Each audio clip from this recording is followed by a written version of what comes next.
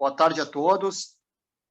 Meu nome é Matheus Aires Torres, presido a Comissão de Educação Jurídica da UAB do Rio Grande do Sul. É uma satisfação contar com esse grande público que a gente tem aqui hoje.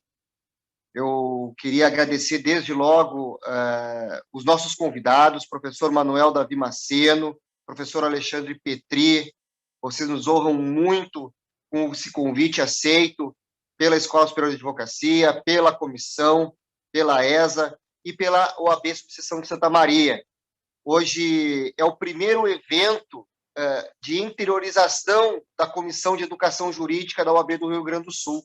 E com muito orgulho eu retorno a Santa Maria, né, presidente Péricles, que lá em 2013, quando na época eu presidia a Comissão Jovem, o nosso primeiro evento no interior lá daquela gestão também foi em Santa Maria. Então, obrigado, Santa Maria, a nossa querida coordenadora do evento, Luísa Rosso Mota, que ajudou bastante na organização desse evento, junto com a Juliane Corbe, nossa vice-presidente da subseção, que está com alguns probleminhas pessoais, não pôde participar hoje, mas nos ajudou muito na coordenação do evento.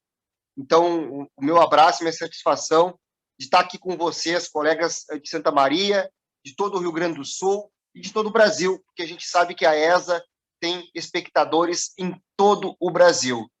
Alexandre Petri, na tua condição aí também de diretor da ESA, te passo a palavra para a gente começar esse evento aí maravilhoso. Meu muito obrigado. Acompanhem os eventos da ESA, acompanhem os eventos da subseção de Santa Maria e, mais uma vez, é uma satisfação contar aí com a presença de todos vocês. Um grande abraço em todos e um feliz evento para todos nós. Boa tarde a todos. A minha primeira fala é em nome da Escola Superior de Advocacia, em nome de toda a diretoria, da Rosângela Herzer, que deve acessar daqui a pouco. A ESA está com múltiplos eventos, quase todos os dias, demonstra a pujança da nossa advocacia gaúcha. Queria fazer uma saudação especial a toda a advocacia, mas em especial a Advocacia de Santa Maria, doutor Péricles, doutora Luísa, doutora Aline, enfim, a toda a comunidade. Vi aqui já grandes juristas, doutor Vitalino. Aliás, Matheus, acho que 1 ou 2 anos atrás estivemos na OAB de Santa Maria, o doutor Vitalino já fez evento e sempre trouxe a temática de educação jurídica, que a gente sabe que não é dos temas mais fáceis, né?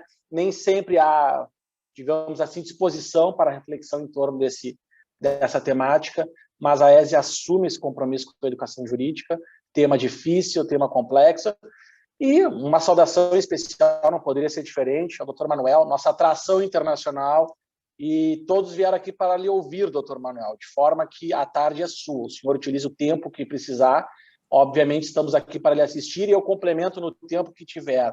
Então, em nome da Escola Superior de Advocacia, faço uma saudação especial a todos, desejo bons trabalhos e convido a todos a fazerem perguntas e participarem para que a gente tenha a possibilidade de refletir em conjunto. Devolvo a palavra, Matheus, agradeço de antemão. Doutor Péricles. Oscar. Muito obrigado. Quero crer que seja a minha palavra agora, é isso? Isso. Perfeitamente. Eu quero principiar aqui estendendo os cumprimentos afetuosos a cada homem e cada mulher da advocacia gaúcha.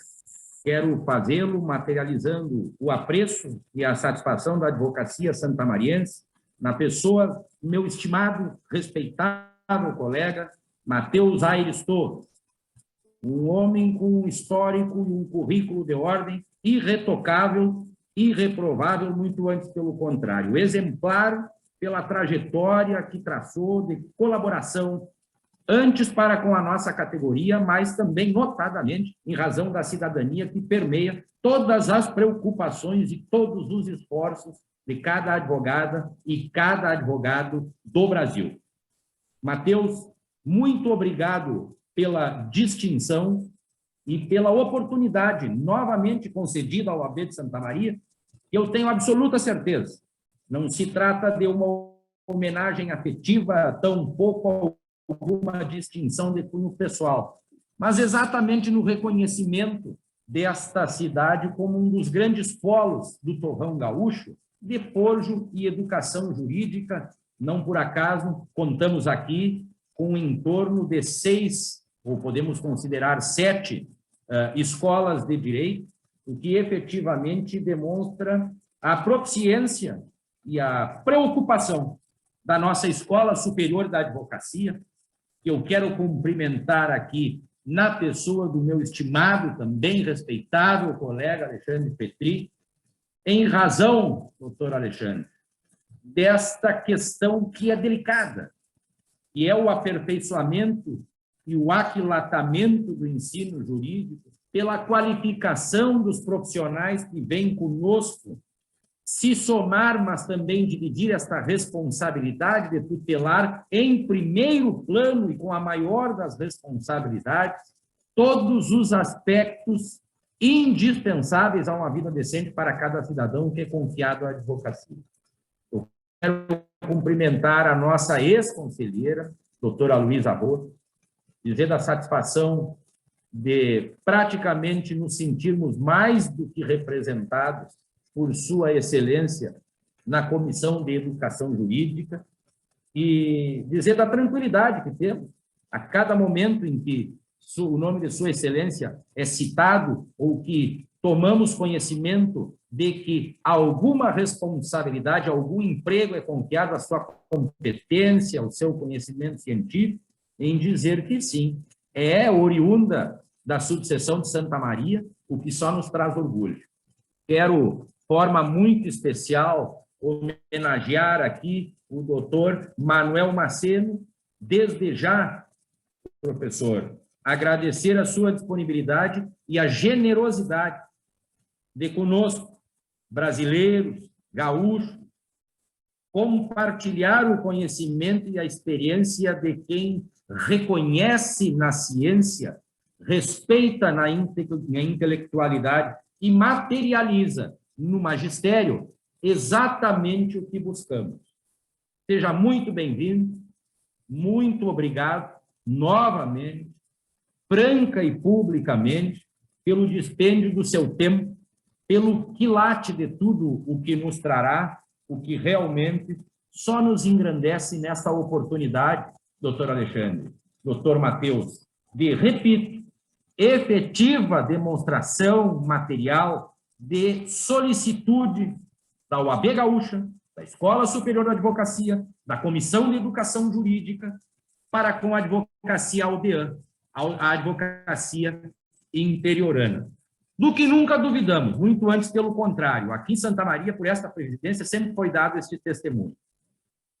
Feitos estes cumprimentos, me permitam trazer pequenos assinalamentos que só vêm ao encontro do que tenho dito, de valorização deste momento. Suas excelências já tiveram as oportunidades, eu tenho certeza, e me permitam dizer aqui, não em alto gáudio, mas por questão de justiça, rememorar as inúmeras vezes em que esta presidência se manifestou nos fóruns institucionais em que foi instada, mesmo nos colégios de presidente, da necessidade da presença ostensiva da Ordem dos Advogados do Brasil na lapidação do ensino que é dispensado nas academias e, principalmente, no acompanhamento do plano dos efeitos dos bacharéis que, recém-derramados no mercado de trabalho, acabam por, como disse antes, compartilhar desta nossa missão institucional, profissional, que é, cá entre nós, o enlaçamento de serviço ao povo com jornada cívica. Pois muito bem, professor Manuel, no exercício humilde da presidência de uma subseção interiorana, no desponte de uma experiência profissional de um advogado aldeão, sempre trouxe, e faço questão de corroborar, e apenas um dos alicerces que tornam a OAB não uma instituição melhor ou pior que qualquer outra, mas sim diferente. E ela, a meu ver, redunda na franqueza e na humildade de reconhecer, inclusive, os seus próprios vícios e no exercício perene da transparência e da democracia, que é sua marca, jamais tolher ou apresentar pudores ou pruridos no ato do reconhecimento desses defeitos. E muitas das vezes eu já havia dito, a ordem está muito distante da academia. Mais do que isso, a ordem, por lei, só dispõe de um instrumento para averiguar da proficiência dos profissionais que recebe, que ampara e que disponibiliza à cidadania brasileira, que é logo o seu exame de proficiência. E é com muita satisfação, é com franco regozijo que este evento materializa a atenção a esta preocupação, materializa o esforço intelectual, principalmente, mas sobremaneira de aproximação, ainda que por via remota, em função dos dos períodos pandêmicos, de trazer, sim, a opinião da ordem, o suporte da ordem e também, repito, o apuro intelectual para cada advogada e cada advogado, que, afinal de contas, é uma homenagem, é o cumprimento de uma obrigação em razão daqueles que todos os dias confiam no nosso conhecimento técnico, na nossa intelectualização científica e nos nossos talentos para defender, como bem sempre diz o eterno presidente Cláudio Lamáquia, a honra, a dignidade, a saúde, a vida, a liberdade e o patrimônio dos brasileiros. Santa Maria é grata a cada uma de vossas excelências. Santa Maria os recebe com a maior das afetuosidades disponíveis e possíveis nestes momentos de distanciamento única e exclusivamente físico, porque animicamente estamos, sim, cada vez mais próximos, e este evento, esta oportunidade, é a demonstração cabal e peremptória da nossa união e, principalmente, da nossa senda comum. Muito obrigado, professor, muito obrigado, doutor Alexandre Petri, doutora Luísa, doutor Matheus, Escola Superior da Advocacia, advogadas e advogados que estão hoje conosco. Eu, antes de me despedir e não tomar mais os seus tempos, eu preciso me desculpar por ter de me retirar antes do esperado.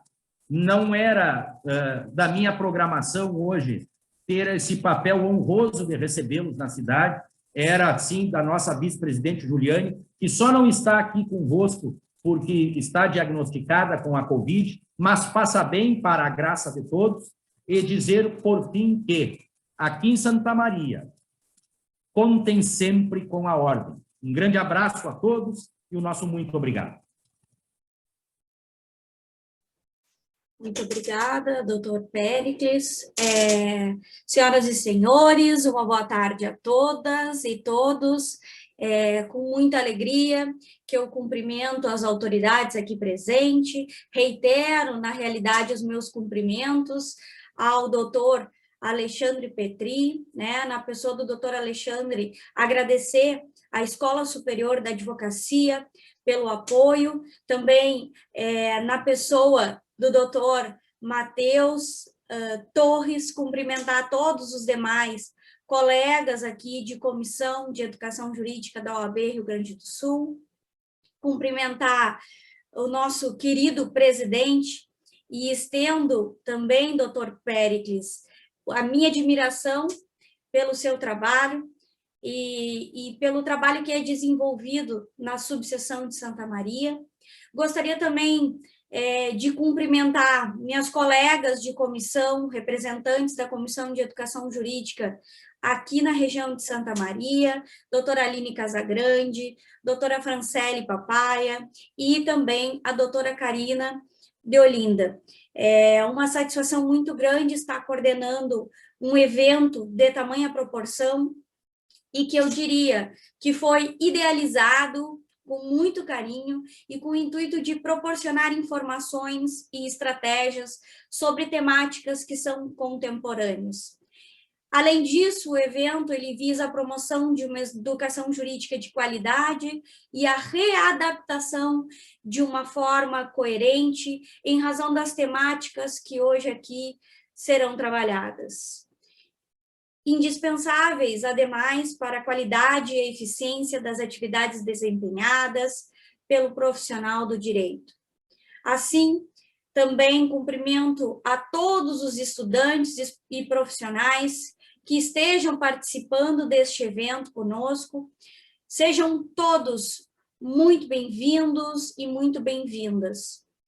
De imediato e sem mais delongas, eu gostaria de dizer a todos que durante a exposição dos nossos convidados, nós vamos ter a realização de perguntas, né? Então, fiquem à vontade para direcionar os questionamentos aos nossos convidados e agradecemos desde já o nosso convidado internacional, não só pelo conhecimento transmitido, mas por ter se disponibilizado a estar conosco neste evento virtual e que, por ter aceito o meu convite de pronto e com muito amor e carinho. Eu tenho a imensa alegria e a satisfação de apresentar a todas e todos vocês, e assim, professor Manuel, me sinto à vontade de lhe chamar o nosso querido professor doutor Manuel Davi Maceno. O professor Manuel é professor adjunto encarregado da proteção de dados do Instituto Politécnico de Beja, em Portugal, onde também integra as coordenações do Laboratório de Segurança Informática e Cybercrime. Além disso, integra as coordenações do mestrado em Engenharia de Segurança Informática, designadamente lecionando sobre fundamentos de privacidade e proteção de dados. Faz parte também da rede de especialistas de proteção de dados da Europol, Agência da União Europeia para a Cooperação Policial, e, além disso, com forte atuação no Brasil, contribuindo muito para o nosso ensino e a nossa pesquisa. Hoje, o grandioso professor Manuel trabalhará conosco a avaliação e proteção de dados no ensino remoto, a experiência portuguesa. Professor Manuel, por favor, com a palavra. Bem, boa tarde, boa noite aqui, mas boa tarde. Depois de ouvir estes elogios todos, fiquei quase literalmente sem palavras, não é? Tal speechless. Mas, de qualquer modo, dizer, antes de começar a minha fala, que eu tive muito gosto em anuir ao desafio, mais que um convite, foi um desafio, da professora Luísa Mota. Bom, pensar também, temos até sobrenomes também portugueses, mas, e pensar, bom, educação. E Santa Maria. E também pensar, vendo aqui uma triangulação com a AB. Aqui recordando que ainda em novembro palestrei, mas do OAB Rio Grande do Sul, num evento da Comissão Especial para a Intelectual. Aí até com organização aí também de um colega que na altura ainda estava na Unisc, e perto, em Santa Cruz, o Gonzaga Adolfo. E vou voltar para um evento dele em outubro, novembro, por aí também, em matéria de PI. Porque eu tinha assim, também um grande carinho para a Escola Gaúcha para a Intelectual. Bem, mas dizer ainda, tenho muito gosto em voltar, mesmo virtualmente, a Santa Maria, onde fui muito bem tratado, onde tenho muitos amigos, onde continuo a colaborar por escrito. Eu creio que este ano não, mas acho que creio que o ano passado, acho que não sei se 2, 3 artigos meus em revistas aí de Santa Maria.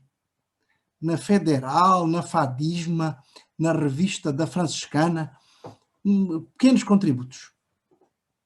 E além disso, Sr. Presidente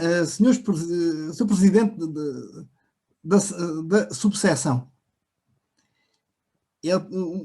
entre as atuações que me honram,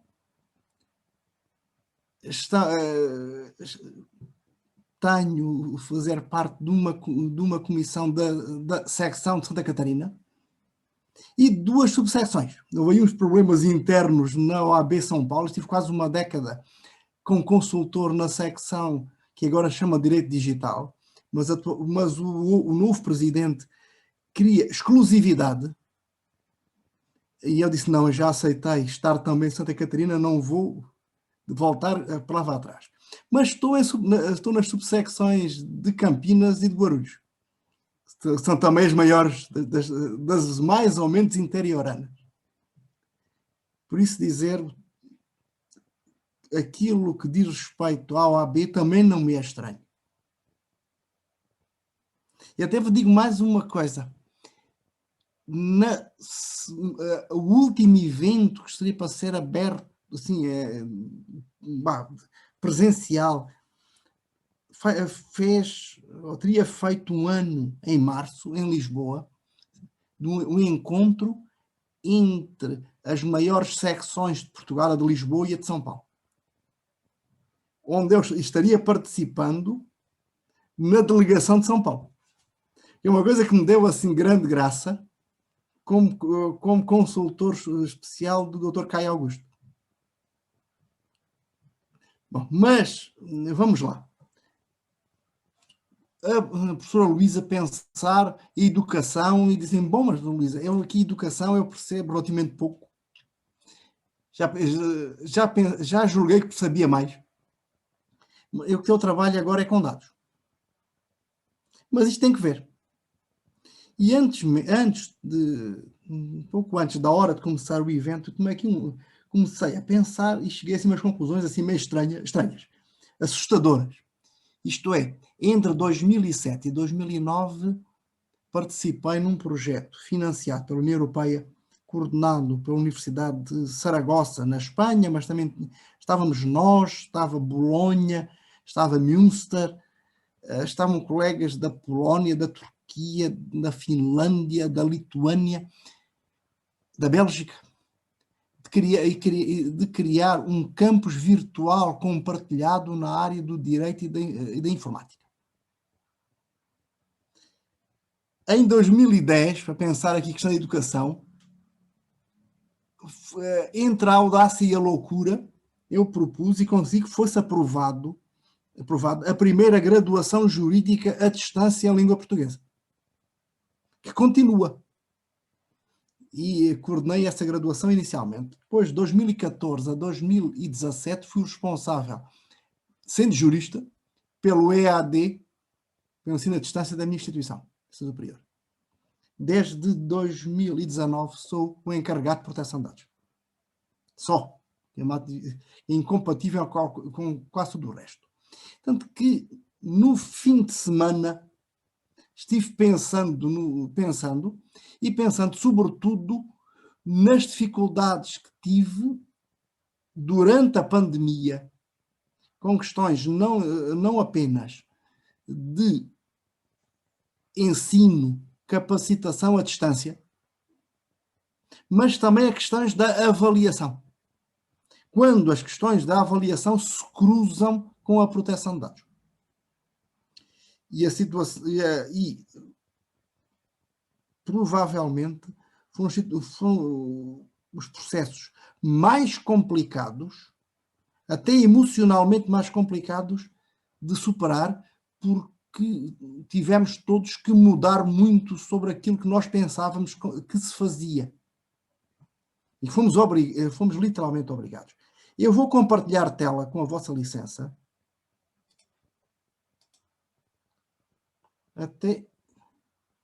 Bem, consegui. Já estarão vendo. Presidente Péricles, se estiver vendo aí a tela, eu tive muita honra em colocar assim os logos das minhas quatro comissões da OAB.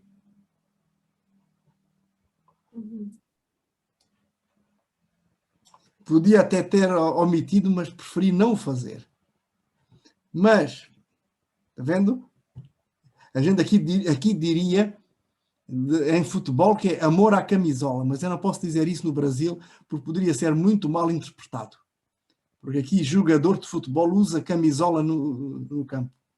É terminologia. Bom, vamos lá. Proteção de dados e ensino remoto. Bem, remoto, e até vou alterar este slide para deixá-lo não presencial, porque o ensino remoto tem é aquilo que nós quase todos tivemos que fazer, que foi reproduzir à distância aquilo que já praticávamos presencialmente. Ora, todo o processo de ensino e processo de ensino-aprendizagem assenta no tratamento de dados. Nos dados dos alunos, no tratamento, no acesso. Bom, aqui já até aconteceu pais a quererem ter informação sobre os filhos, sem explicar porquê. Professores querem ter acesso sobre informação de alunos. O tratamento dos dados dos docentes. Tratamento dos dados dos funcionários. Por vezes também tratamento de dados de terceiros. Aliás, também pensar com os colegas da OAB. A ordem também assenta no tratamento de dados de pessoas. Do tratamento dos colegas advogados. E toda a máquina. A OAB é uma organização que assenta em pessoas. As estruturas físicas são secundárias. O que é que já vinha sendo necessário, e em Portugal nós tínhamos lei sobre proteção de dados desde finais de abril de 1991, depois houve uma outra geração com a transposição da diretiva da União Europeia de 1995, que foi a lei 107 de 1998, que durou até ao dia 28 de maio de 2018, quando entrou em vigor o Regulamento Geral sobre Proteção de Dados da União Europeia, que veio substituir, não direi todas as leis nacionais em matéria de proteção de dados, porque o próprio regulamento admite a subsistência ou a aprovação de alguns diplomas legais complementares. Mas o que eu acabei de dizer tem sentido também no Brasil.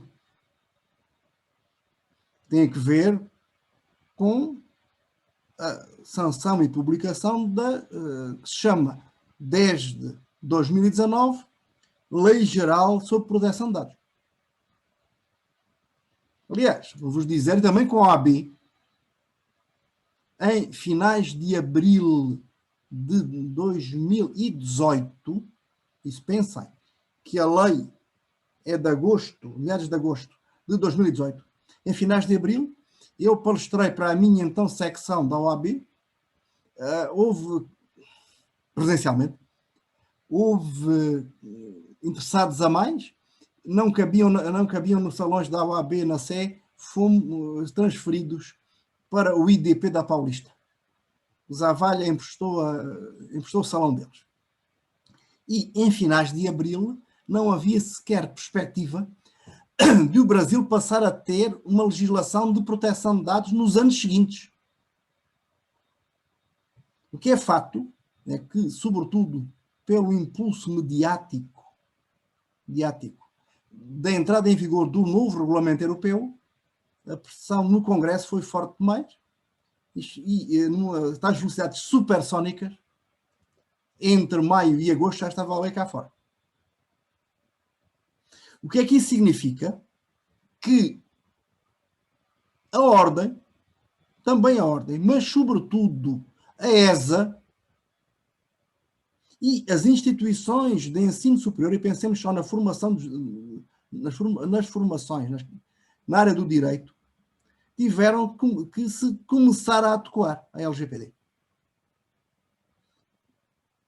Pelo menos a partir de setembro de 2020, quando a lei, depois de um processo, digamos, complicado de vetos e superações de vetos e de até decisões regimentais no Senado, a LGPD entra em vigor. E atenção, de alguém que, para além da teoria, teve que, usando uma metáfora comum, teve que botar a mão na massa, como encarregado. Não é fácil, senhores presidentes, ou aqui 3 presidentes, também Luísa, da comissão, da subsecção na ESA, é necessário fazer a adequação à LGPD. Porque o vosso trabalho vai continuar funcionando em cima da LGPD. Bom, também temos que pensar, até pensando da pandemia, que, entretanto, já havia desde há muitos anos ensino à distância, até por correspondência. Eu recordo, nunca segui, mas havia comuns cursos por correspondência. Mas isto mudou com a rede.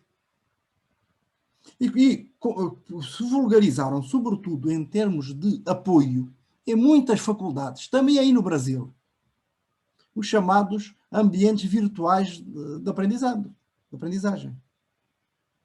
É comum, pensar, dar 2 exemplos, um dito proprietário, outro em código aberto, o Blackboard, Moodle. E para não ser só 2, pensar um também comercial, a partir, mas semi-comercial, que é o Canvas. Esse começou no Utah, nos Estados Unidos. Bom, ambientes virtuais. Nós aqui, eu já trabalhei com Blackboard. Há aqui instituições em Portugal que trabalham com Blackboard. Designadamente uma que falaremos daqui no final, que é a Universidade do Minho. Nós trabalhamos há anos com Moodle. Funcionar sobre. Mas o trabalhar, quer com câmaras, assim, nomeadamente em termos tutoriais, complementares ao ensino presencial, mas também com ambientes virtuais de aprendizagem, isso cria ou coloca questões relacionadas com as regras e princípios em matéria de proteção de dados. Porquê? Porque pode comprimir numa lógica de controle, monitoramento das liberdades, neste caso, ponhamos, dos alunos. Mas também pensemos nos professores. É que estas plataformas permitem, aliás, já vêm de origem, embora possam ser desativados, as chamadas analíticas de aprendizagem. Learning Analytics. Se forem em Blackboard ou forem em Moodle, que é o que eu conheço, eu referi o Canvas, para dar um terceiro exemplo, é possível saber quem é que se conectou, quando, que documentos acessou, quantos minutos teve com cada arquivo. É possível ver isso e até produzem relatórios automaticamente. O que isso significa? Monitoramento. Monitoramento, entra logo, proteção de dados. Daí o que é necessário, quando se dá uma decisão no sentido de avançar para cursos à distância, com câmaras, estou pensando em cursos de aprendizado síncrono, nomeadamente aqui estamos aqui em Zoom, é preciso antes pensar. Desenhar políticas de proteção de dados. Aliás, nada que a LGPD também não refira a propósito dos deveres dos controladores. Possivelmente, e quando entramos em grande escala, e a escala pode ser OAB seccional, ou de uma faculdade, pensar em, nós aqui designamos por avaliações de impacto, em proteção de dados, relatório de impacto, para estudar riscos, consequências e modos de limitar os riscos. Pensar, sim, em questões de compliance, que é também uma palavra agora que está muito comum na linguagem dos advogados no Brasil. Trabalhar não tanto em contencioso, mas trabalhar em compliance institucional. Bom, mas dizer também que estas tecnologias de monitoramento podem ser muito insidiosas. Porquê? Porque cada vez com maior frequência e maior facilidade incorporam ferramentas de inteligência artificial que criam perfis, do inglês o tal profiling. No Brasil usam a expressão aí perfilamento, nós não usamos, nós usamos apenas criação de perfis. Criações de perfis que permite monitorar algoritmicamente, inclusive fazer predições comportamentais. Quer dizer, não é uma coisa simples a dizer, bom, não, tudo bem, o informático resolve. Ensina ao professor a conectar e depois é tudo como se estivesse dentro de uma sala. Não é. Ao mesmo tempo que facilita, complica. Porque permite controlar muito mais.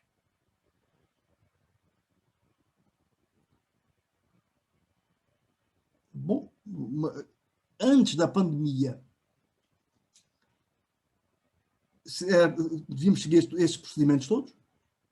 E o ensino à distância era limitado. Estou falando, dizendo o ensino à distância em sentido próprio, interativo. Eu recordo, há uns 15 anos atrás, não gravar, mas estar com amigos nos estúdios da LFG na Paulista, entre a Paulista e Bela Sintra. Ensino telepresencial por satélite. As aulas eram transmitidas em direto para salas de franqueados. Bom, mas isso era uma lógica de que não acrescentava muito, a pessoa estava ali e assistia a uma aula em direto. E depois, no intervalo, recolhiam algumas questões e até colocavam ao professor na segunda parte da aula. Bom, mas aí teríamos um arremedo, tínhamos um quase. Mas aqui nós estávamos assim semi-felizes, nós já tínhamos o nosso curso desde há uns anos, essa era a pandemia que chegou no final de fevereiro de 2020, nós tínhamos o curso há uma década, e as coisas estavam certinhas. Mas só esse curso. Chegou a pandemia. Chegou a pandemia no dia 12 de março de 2020, foi uma quinta-feira. Ainda com poucas dezenas de casos, o governo de Portugal mandou fechar as escolas todas. Eu ainda lecionei na sexta de manhã, porque era só, mas porque isso ia produzir efeitos na segunda-feira seguinte, às 16. Mas não tivemos dispensa.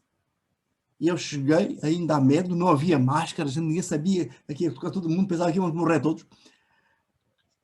Ignorância. Apareceram pouquíssimos estudantes em sala. mas houve aula. Pensar o que é que se faz a seguir. Para seguir, havia já universidades já tinham fechado, por exemplo, esta também do Minho, já tinha havido 1 ou 2 casos e o reitor mandou parar, com receio dos contágios, e tivemos que mudar todos. E aí também. Nós já tínhamos, em grande parte, ferramentas, tínhamos várias contas de Zoom profissionais, já éramos clientes de Zoom, o nome instituto era cliente do Zoom, e foi relativamente fácil migrar. Como nós tínhamos uma graduação jurídica presencial e outra à distância, normalmente com os mesmos professores, o que fizemos foi colocar todos os dos presencial na distância, mas a horas diferentes. Os da distância funcionavam em regime pós-laboral, das 7 da tarde. O presencial passou a funcionar de manhã nas mesmas salas de Zoom e aproveitámos os conteúdos e o Moodle que já tínhamos. Aqui foi relativamente fácil. Como também no que toca à questão de privacidade e proteção de dados. Muitas instituições tiveram que pensar tudo de novo de repente. O que é que acontece? Isso ocorreu também com o ensino médio e com o ensino elementar básico. Daí que as escolas tiveram que migrar. Migrar assim, penso que tiveram cerca de uma semana fechadas a tentar os ajustamentos possíveis. Isto todas, estou a pensar, escolas públicas todas do país. O que criou, logo, problemas grandes com proteção de dados. Estão a ver aí os slides, o que estão a ver sublinhado, eu coloquei links para teste integral. Quer dizer, a nossa autoridade de controle, que aí é a ANPD, aqui chama-se CNPD, Comissão Nacional de Proteção de Dados. Não temos um nome tão bonito como na França, que é Commission Nationale Informatique et Liberté, Informática e Liberdades. Um nome assim mais. E essa existe desde o final dos anos 70. Mas a nossa autoridade aprovou orientações para a utilização de tecnologias de suporte no ensino à distância. Explicar às escolas, todas, também com referência às universidades, mas sobretudo ao ensino, os outros níveis de ensino, quais seriam os padrões mínimos de salvaguarda da privacidade dos estudantes, dos professores e das respectivas famílias. Porque fomos no mês de abril, metade de março e abril todo, o país todo em lockdown. E, muitas vezes, nem todo o mundo tinha várias salas e vários quartos com internet para conseguir ter aula ou trabalhar, sentarem perto. Por exemplo, ter o router perto da cozinha e enquanto a mãe faz... Enquanto a mãe, ponhamos, se é sexista, a mãe cozinha e o pai lá limpa a louça, a criança ou o jovem tem aula. Quer dizer, temos aí uma devassa da vida familiar, que ocorreu. Bom, mas o nosso objeto hoje é outro. Avaliação. E aí, na avaliação é que os problemas são maiores. Fraude. Bom, a fraude académica, aí usou o termo colar. Colar para a prova, e sempre se fez. E as instituições, imagino também a ESA, se esforce para evitar a fraude. Como o Sr. Presidente Péricles referiu, a OAB assume tudo, inclusive as falhas. Os advogados que frequentam a ESA certamente estão num bom nível ético, mas nem todos são perfeitos. Aliás, perfeitos não há. Mas o homem perfeito não existe, nem, perdão, colega Luísa, colega Aline, também não são mulheres perfeitas. Isso simplesmente não existe. Mas o que dizer isto? Sempre as instituições de ensino superior, de ensino, incluindo instituições de capacitação como ESA, tiveram que lutar contra a fraude. Porquê? Porque a fraude académica afeta a credibilidade da instituição e é suscetível de desvalorizar os cursos. E nem penso sequer em termos de continuidade de uma acreditação, do MEC, no caso das faculdades. Mas é mesmo uma lógica de faculdade particular, se souber que é fácil demais porque todo mundo cola, isso afasta cliente e desvaloriza o diploma. Bom, aqui o que a internet veio fazer, como todos sabemos, foi tornar mais fácil encontrar textos, copiar. Sim, copiar, encontrar. É muito conhecido aquele livro do Humberto Eco, Como Fazer uma Tese. E no prefácio o Eco diz assim, olha, isto é para quem quiser fazer uma tese de graduação, seria um TCC, aí no Brasil, em Ciências Sociais e Humanas. Mas para seguirem este livro, este manual de como fazer uma tese, têm que ter tempo. Se não tiverem tempo e precisarem mesmo, o melhor que fazem é copiar. Arrumem uma tese ou um TCC de uma universidade longe da vossa e, sobretudo, de uma na qual quem está no mesmo departamento tenha más relações com os do vosso. Porque assim diminui as chances de terem estado numa banca e saberem o que é que na outra. Portanto, se não tiverem tempo, o melhor que fazem é copiar. Na altura, cópia Xerox. Copiar e depois dar-lhe um toque e entregar assim. Bom, e também permitiu, e que passou a haver, inclusive, plataformas comerciais para contratar quem faça trabalhos. Não só TCCs, mas trabalhos de disciplina de graduação. Há mais de uma década, há bem mais de uma década, não só neste projeto, mas em outros europeus, os meus colegas do Reino Unido andavam aterrorizados com a Índia. E não era como agora, nestes dias, com a cepa indiana do vírus. Era com os trabalhos feitos na Índia. A Índia são mais de 1.300 milhões de habitantes. Há muita gente altamente capacitada e era pelo fazer um trabalho de disciplina de mestrado, alguém com pós-doutorado consegue fazer num final de semana. Porque é gente de altíssimo nível. E o que recebe por um trabalho feito no final de semana é mais do que o salário do mês. Isso feito anonimamente.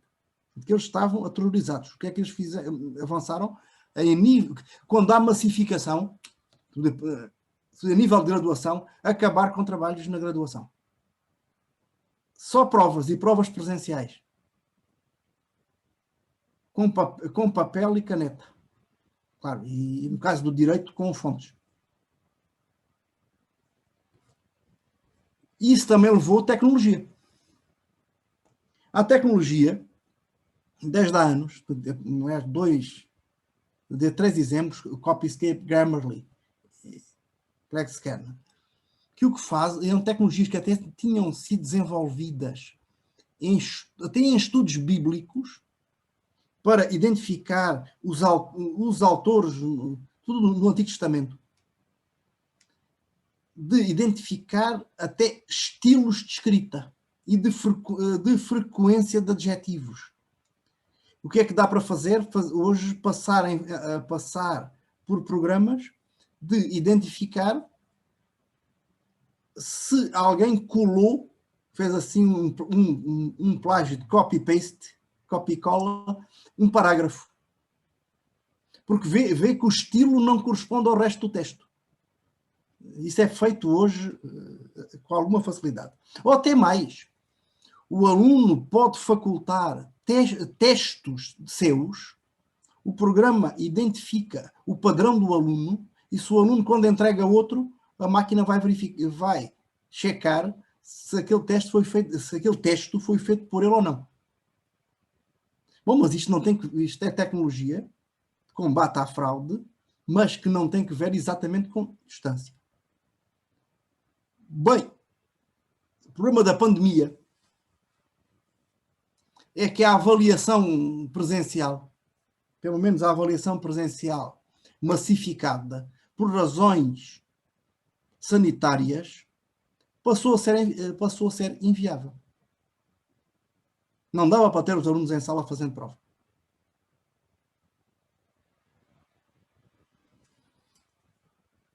E o que é que se faz? Bom, o que foi muito frequente avançar do que eu aqui chamei reprodução artesanal dos métodos antigos. Vamos fazer a prova ativando câmaras dando provas escritas. Bem, como veremos, isso não acrescenta nada, só por si. Sim, porque estamos aqui no Zoom. No Zoom, se tiverem mais de uma dúzia de pessoas, o professor simplesmente... Pronto, em primeiro lugar só vê a cara. E só vê o rosto, não vê o que se passa na tela. Depois, pode estar em bate-papo, ter o Messenger, até pode ter o WhatsApp desktop e receber informação. Mas... não mesmo conseguisse filmar até o teclado, não creio com mais de 20, 21, quando começam a ser várias telas no Zoom, o professor simplesmente consiga, em termos humanos, monitorar com o mínimo de seriedade.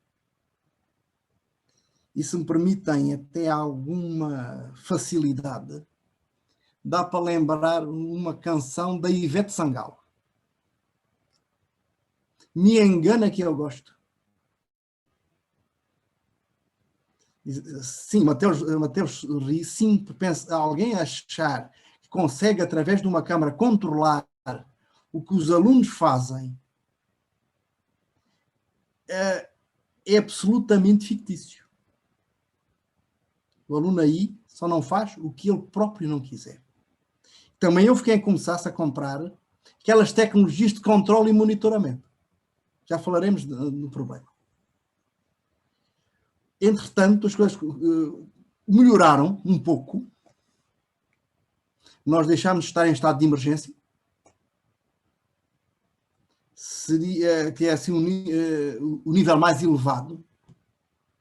Logo abaixo dos... no Brasil se chama... Vocês têm o estado de guerra e abaixo do estado de guerra tem o... Não tomei nota, pensar na vossa Constituição Federal. Um estado de exceção. Mas nós ficámos com um sistema dito de calamidade, mas começaram a pensar em retomar alguma atividade. Começaram a voltar a aulas laboratoriais, na questão da agronomia, voltaram a ter aulas de campo. Mas chegámos no final do semestre, estamos aqui entre abril, depois 15 de maio, o Ministério dá umas orientações, umas recomendações, universidades têm autonomia, sobre o que fazer para as provas. E bem, havia a sensação que a pandemia ia acabar lá por maio, junho de 2020. isto é... Ninguém pensa, bom, não deve haver sequer segunda onda, isto vai acabar e tal. As recomendações referem expressamente privilegiar avaliações presenciais, sim, por questões de controle, de rigor, de credibilidade. Mas também dizia, tirei aqui um certozinho, diz que nas situações de atividades letivas, conhecidas à distância, seguem do respeito pelos princípios e regras de proteção de dados pessoais, o Ministério lembraram, tendo em consideração as orientações da Comissão Nacional de Proteção de Dados, aquelas que tinham sido feitas para todos os níveis de ensino. Logo a seguir, a 21 de maio, a nossa autoridade aprovou, e são curtinhas, orientações sobre a avaliação à distância no estabelecimento de ensino superior. Como é que deveriam ser as avaliações no final do primeiro semestre da pandemia? Aqui, semestre de primavera, aí no Brasil, semestre de outono, caminho do inverno. O que é que temos? Transcendendo o essencial. Demonstração da necessidade do tratamento.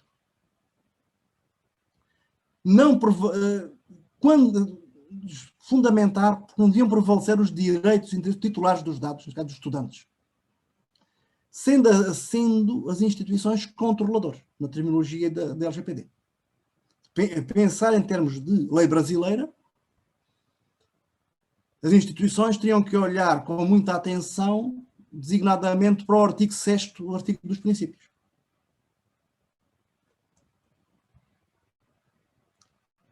Especificou. E eu transcrevi um pouco com um comentário. Só se pode ter também. Bom, aqui temos no regulamento europeu a designação até da minimização. Aí no Brasil é mesmo da necessidade.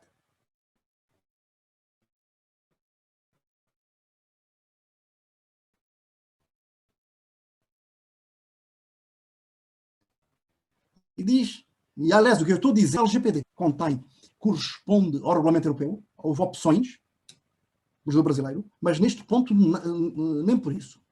Quer dizer, só se pode ter um tratamento adequado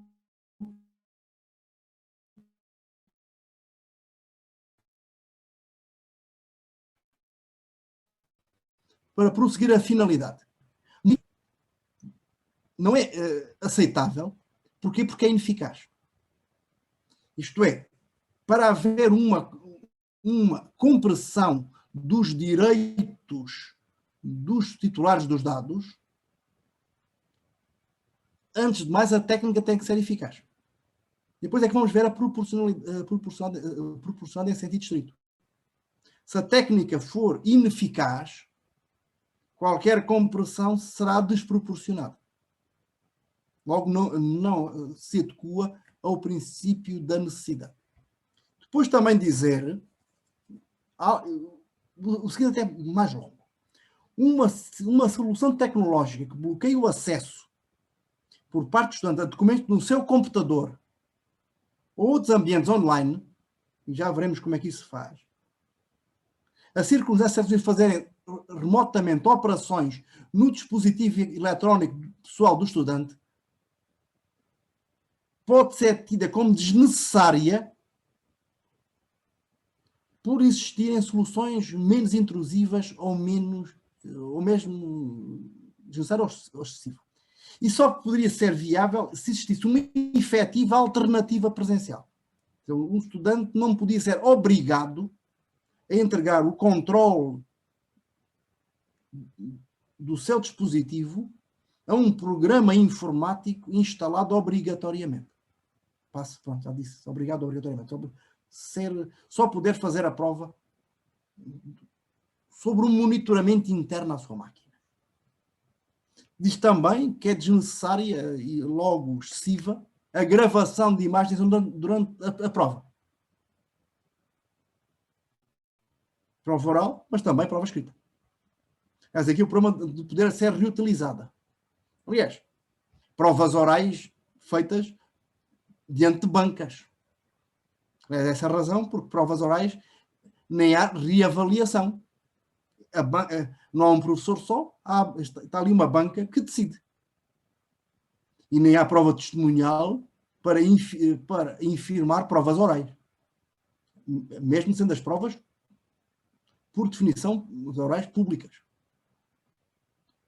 E depois concluía que importa avaliar o tratamento à luz dos princípios da minimização, isso e da necessidade,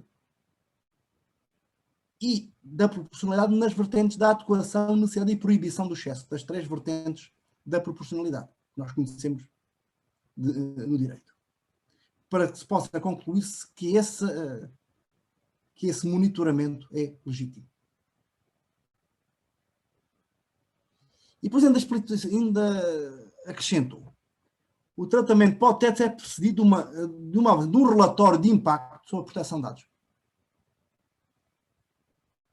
Sobretudo nas soluções sejam novas ou a sua utilização neste contexto presente com caráter inovador e envolva o tratamento de dados de natureza altamente pessoal, como relativos à vida pessoal, privada e familiar, ou acrescentemos dados biométricos.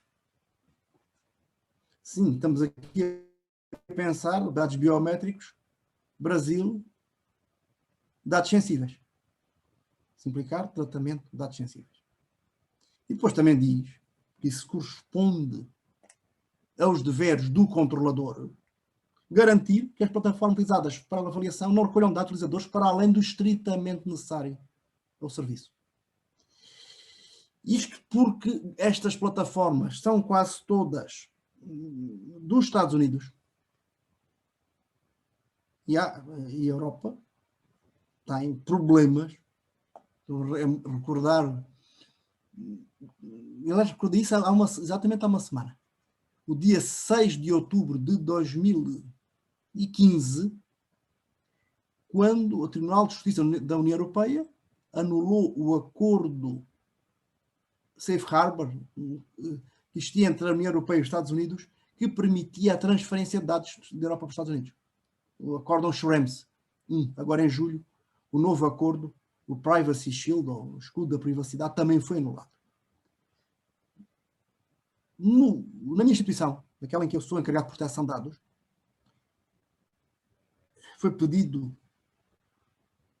parecer, houve um despacho a 9 de junho, e a dizer, parecer que decisão, vamos seguir as orientações da CNPD. Não vamos arriscar, até porque as orientações não são propriamente conselhos. A CNPD é uma autoridade que tem diversos poderes e as orientações correspondem ao modo com o qual a autoridade assume que vai exercer os seus poderes. É uma densificação dos deveres para o caso concreto. A nossa decisão foi: nós não vamos ser criativos, não vamos arriscar ordens, nem vamos arriscar multas, nem indenizações. Vamos seguir, como é que dizem no Brasil, vamos pelo livrinho. Instituição interiorana, não vou dizer tanto aldeã como o presidente Péricles falou, mas não vamos com calma. Qual foi a regra? As avaliações não presenciais devem ser orais. Orais, nomeadamente o Zoom. Dizer, professor que precise de avaliação escrita, manda fazer trabalho. E o trabalho é discutido.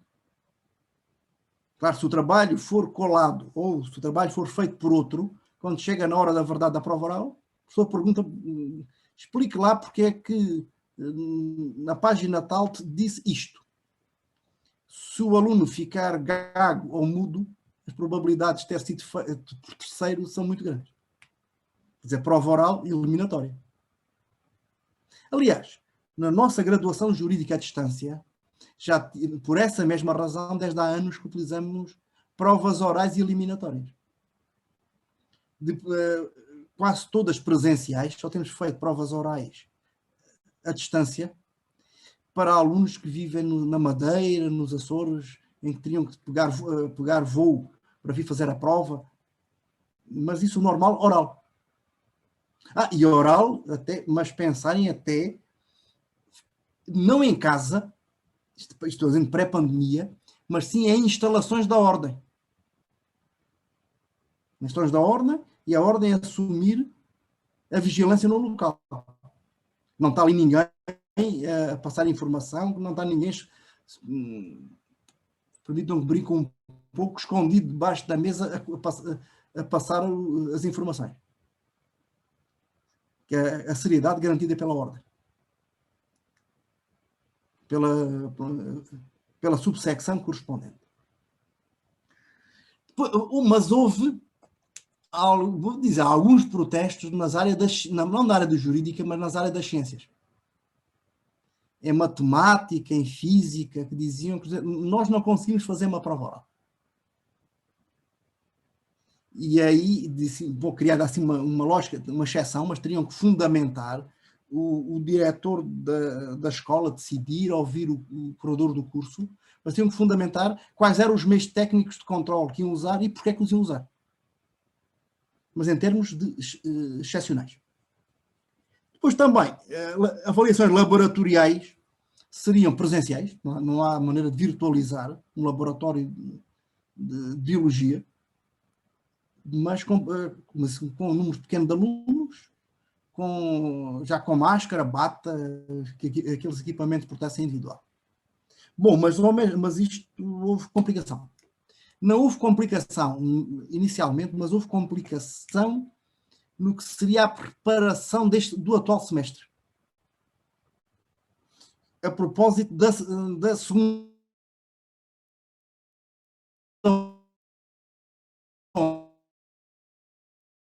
onda. E Portugal passou por uma segunda onda muito forte. O que é que acontece? Na Universidade de Lisboa, a Faculdade de Direito, a dita da clássica, não se chama assim, embora como há outra faculdade pública, que é nova, a Universidade de Lisboa, propriamente dita, ganhou o apelido de clássica, embora também tenha as engenharias e as coisas. E eles adquiriram uma licença de um programa chamado Proctório, que o que faz é registra e grava o som, a imagem do aluno durante a prova. Isto não é biométrico, eles só garantem que é a mesma pessoa que está sempre, mas grava tudo. E faz uma análise, nomeadamente quem olha para o lado. Ou se houver um barulho estranho. E emite um relatório. Ao mesmo tempo, bloqueia a tela e monitora tudo o que for feito no computador. Ou seja, alguém pode estar com o smartphone ao lado, mas teria que olhar para o rabo do canto do olho para a tela do smartphone ou do tablet. Controle. Os alunos receberam até o manual de como fazer, o que seria aí dizendo a direção académica, seria o diretório académico, foi contra. E os alunos boicotaram. Isto nunca chegou a ser aplicado. A direção da faculdade cancelou as provas e foram remarcadas presencialmente para quando fosse possível. Creio que até agora não fazendo provas ainda do semestre que tinha acabado em janeiro. Os alunos não deixaram. Na Universidade do Minho, e eu disse que não tem... Eu sou um filho da Universidade de Lisboa, continuo a lecionar lá em pós, em matéria de proteção de dados. Aliás, na pós de proteção da Faculdade de Direito, eu leciono a matéria da segurança. E agora também no dia 1, voltarei ainda que também, em termos virtuais, na pós-graduação sobre fintechs, tecnologia financeira, também na segurança nessas novas instituições, segurança dos dados, nessas instituições de processamentos e pagamentos à distância.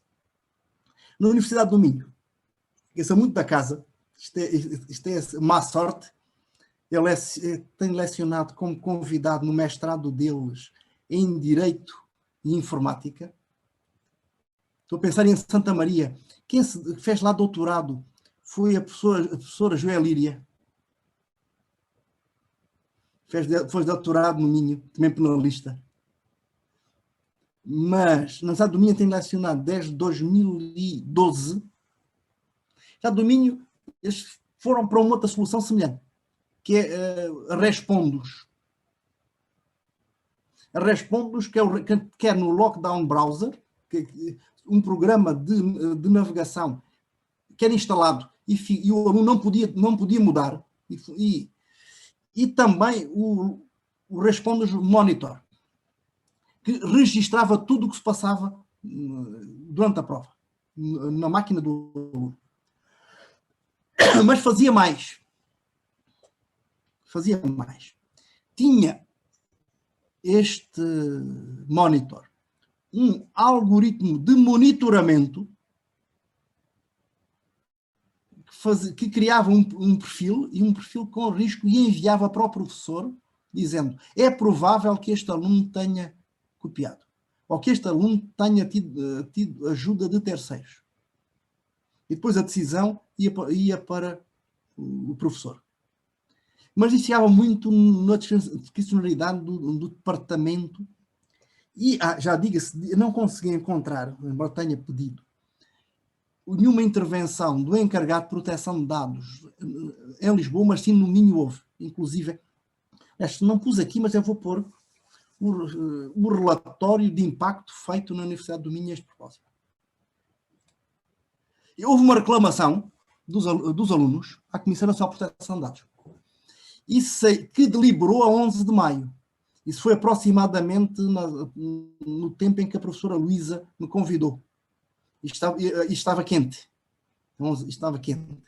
E esta deliberação veio antes da utilização, ter começado a utilização desta tecnologia.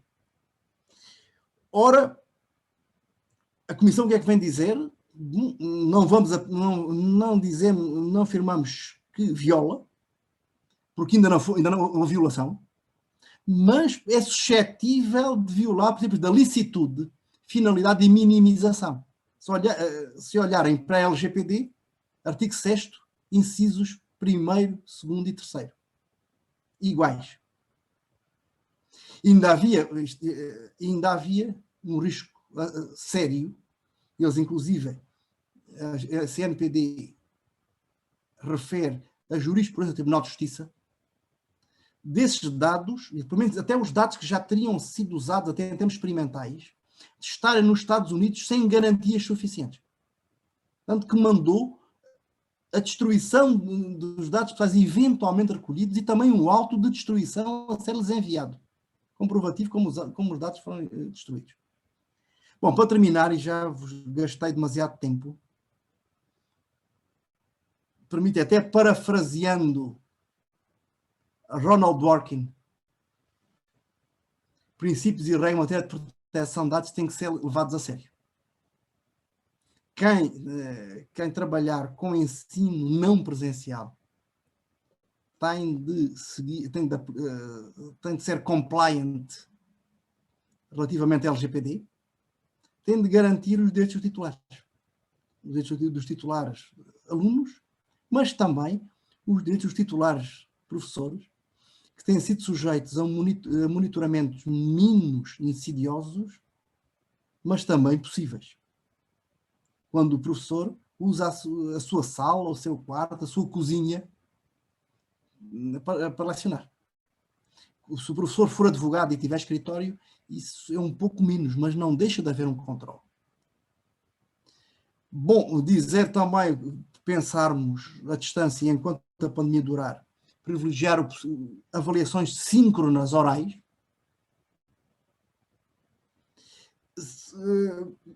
pelo menos para comprovar a genuinidade das avaliações escritas, não deixar que a escrita só seja suficiente. Depois também ver, quando se quiser utilizar soluções técnicas de controle, que sejam menos intrusivas possível. Por exemplo, geradores de questões. Do exemplo 2, o Socrativo. E mesmo dentro do Moodle, se trabalham com o Moodle, há um aplicativo que é o teste. Estes dois permitem, sobretudo o Socrativo, permitem ter bancos de questões, dezenas de questões, que são misturadas. Quer dizer, um aluno, mesmo que se alguém tiver 300 questões e tiver 30 alunos, as probabilidades do mesmo aluno, 2 alunos terem a mesma questão são pequenas. E depois não sequer estão pela mesma ordem. Se o aluno diz assim, qual é a resposta para a segunda pergunta? Um diz qual é a resposta para a segunda pergunta dele, mas a segunda pergunta do outro não é a mesma. O Socrativo permite não só isso, mas fazer aparecer a pergunta durante um tempo breve. Ou seja, o aluno tem, ponhamos, 2 minutos para responder àquela pergunta. Se não responde em 2 minutos, a pergunta desaparece. Quer dizer, nem tem tempo para ir procurar no livro onde é que a matéria está. Nem tem tempo para receber nem um torpedo, como aí falo. Não tem tempo para pedir e receber. Bom, mas se for bloqueadores de tela, sim, é possível pensar só no bloqueador de tela, sem monitorar o ambiente do aluno. Embora aqui o problema é se alguém está em volta. Quer dizer, não vai receber mensagens através daquele computador, mas pode estar a namorada que saiba muito mais que ele, é mais estudiosa, dê-me ajuda. Não há soluções perfeitas, mas vai ser sempre necessário avaliar entre a eficácia na luta contra a fraude académica e a aplicação das regras e dos princípios aí no Brasil da LGPD. Agora fica à vossa disposição para não só dúvidas, mas sobretudo questionamentos, contraditório, como melhor entender. Obrigado pela vossa paciência. Muito bem, professor Manuel, belíssimo como sempre, sua fala foi excepcional, pontual, objetiva. Eu teria uma colocação e mais uma provocação aqui, até porque essa questão da vulnerabilidade e dos riscos à liberdade, tanto no acesso às plataformas, né, de ambientes virtuais, enfim, tanto por parte dos alunos quanto por parte dos docentes, é uma realidade, né? E aí eu ficava pensando aqui desta realidade dentro e diante da lógica dos algoritmos com megadados, né? Mas eu farei essa provocação em um momento oportuno em razão do tempo, professor.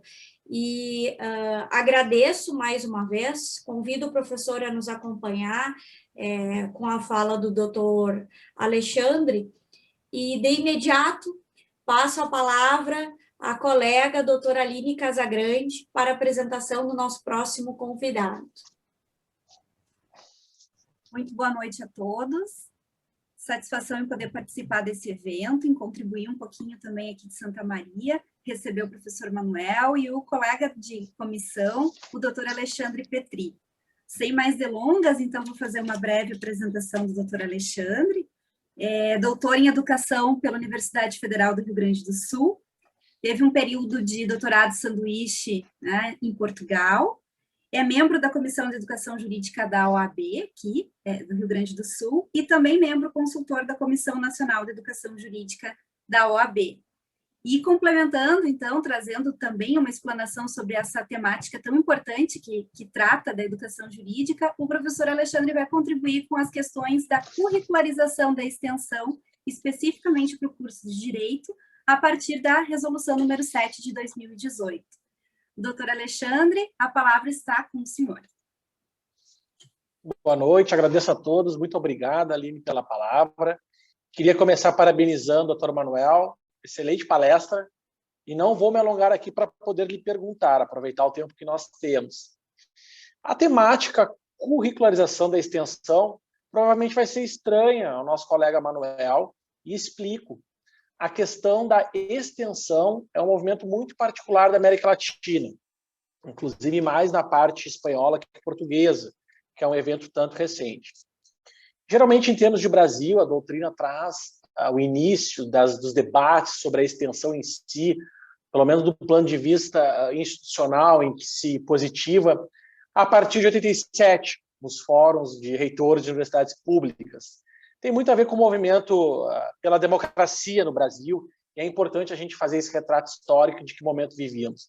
Então, no momento pré-constitucional, se defendia muito fortemente a extensão no Brasil, como forma, né, de evitar a alienação nas faculdades, em que saísse de um formulismo, digamos assim, de dentro das faculdades, rompendo os muros da instituição, para ir para a sociedade para entrar na universidade. Poderíamos até retomar quase um século, voltar para Córdoba, né, início do século, que também fazia uma grande crítica à educação vivida na Argentina, naquele país, e que, de certa forma, ali plantou a semente da extensão. O Dr. Manuel também, certamente, pode contribuir com esse movimento histórico em Portugal, né? Nós tivemos um ensino no início do século, em remonta aos anos 1900, em Portugal, ainda focado em Coimbra, né? Tivemos as greves dos estudantes, foram momentos de, digamos, readaptação, né? Momentos conturbados, inclusive Coimbra mesmo mandou professores para outros países para analisar o que se fazia, e inclusive voltaram com um livro muito interessante, com propostas, digamos assim, de remodelação do seu ensino. E aqui no Brasil, então, a semente mesmo institucional que trouxe a questão da extensão foi a própria Constituição. Vejam a que nível chegou, onde se diz que o ensino universitário tem um tripé que é indissociável: pesquisa, extensão e ensino. A gente fala muito em ensino jurídico, deveria sempre utilizar mais a expressão educação para ter esse triângulo: ensino, pesquisa e extensão. E aqui eu vou começar pela conclusão. Nesse tripé, a extensão sempre foi, como a gente fala no Brasil, o primo pobre, digamos assim. Por quê? Porque o ensino sempre esteve na raiz aqui do ensino universitário como um todo, a aula em si. A pesquisa foi ganhando cada vez mais espaço. Hoje o Lattes, um professor lá, quanto mais pesquisa, mais publicação, melhor. E a extensão. O que se valoriza é a extensão. Então, esse é um movimento do Brasil, e a educação jurídica como um todo navegou nesse movimento. Então, nós temos a Constituição, não só ela, a Lei de Diretrizes de Base, pensando num plano nacional, e também temos, ainda em 2004, o Plano Nacional da Educação, que também faz previsão da extensão. Isso a título nacional. Em termos de educação jurídica, nós temos a primeira portaria de 94, que já, digamos, é a abertura, é um grande marco do ensino jurídico. Depois nós temos a resolução de 2004, que já fala em extensão, traz no texto legal a extensão, mas deixa solto. Quando eu digo deixa solto, diz que tem que ser feita a extensão, lá no artigo 2º, mas não de forma precisa o que é extensão, como se dará a extensão. Até que, ao final de 2018, vem as novas diretrizes da educação jurídica, que estão em vigor, apesar de suas prorrogações, e, ao mesmo tempo, a resolução 5 de 2018, a 7, que traz em específico a questão da extensão. E isso, então, é um movimento que acontece em todos os cursos, e hoje no Brasil, 10% do curso tem que ocorrer através da extensão. Confesso a vocês que isso é muito importante, é uma grande evolução no Brasil, mas eu gostaria de ver a extensão em toda a faculdade, e não de forma fracionada. Aqui tu faz extensão, aqui tu faz pesquisa, tu faz ensino. Gostaria que todas as disciplinas tivessem. E vejam, nós estamos aqui entre docentes, né? Nas suas disciplinas, olha, minha disciplina tem 20 aulas, um exemplo, 12 aulas vão ser para ensino, 2 para avaliação, 4 para pesquisa e 4 para extensão, por exemplo, se é que fecha 20 aí, fazendo o cálculo. Mas não, se preferiu, já que não estava funcionando, digamos, a extensão, vamos torná-la obrigatória, sem tirar horas do curso. Então, vamos botar 10% no que já tinha. Ao mesmo tempo, as diretrizes trazem mais, né? Mais conteúdos que está lá dentro, ou seja, vocês têm que ensinar mais em menos tempo e ainda botar a extensão, o que representa um grande desafio.